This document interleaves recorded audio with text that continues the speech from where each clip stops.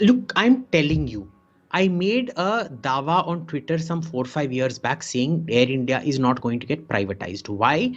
Because the MEA treats it as its own personal air force. Air Force come transport mechanism where everybody who is not entitled to a business class seat only has to make one call to get a business class seat, which they won't get on any other airline. ठीक है ना? And you might think that is such a small thing. You have no idea how much these people are hung up about things like this. Do you know, as per the secretarial protocol, the person, if a joint secretary has to call another joint secretary, the private secretary of one joint secretary will check who is the higher batch, the more senior batch, even amongst joint secretaries. If they are of the same batch, they will then check who scored higher in the UPSC exam, and then the lower scorer will have to call the higher scorer.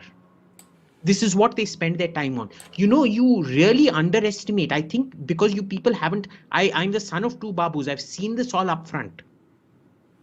You have no idea as well, Babu and Babette. You have no idea how fragile these egos are, boss. Okay, so Air India is not going to get privatized. They will constantly introduce some poison pill or the other.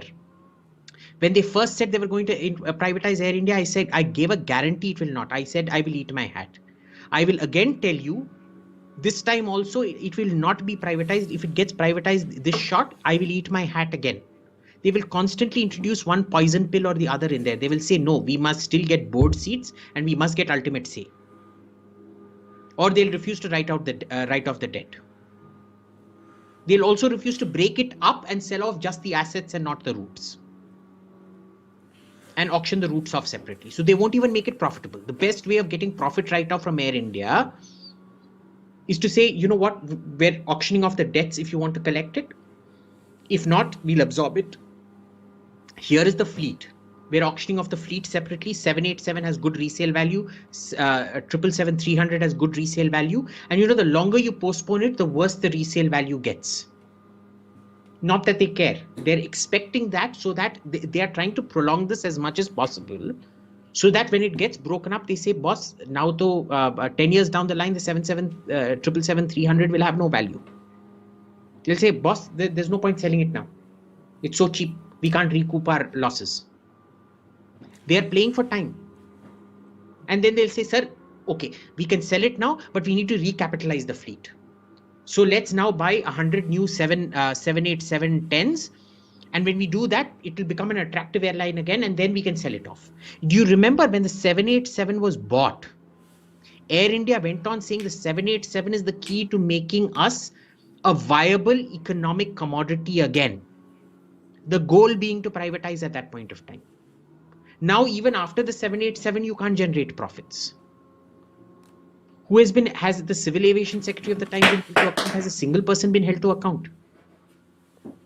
You make it very clear. You create a group of 3 joint secretaries plus 1 additional secretary and say, if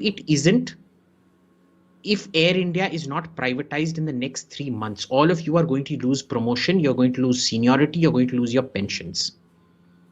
And if it gets, if it is sold at a loss, you will also face criminal prosecution.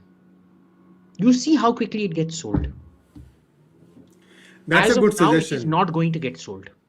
100% guarantee. You know, in Tamil Nadu, we've got something called Kai Vecha Baniyan. I don't know how it translates into Hindi or this thing. But this is it. Kai Vecha Baniyan. I am saying it will not be sold.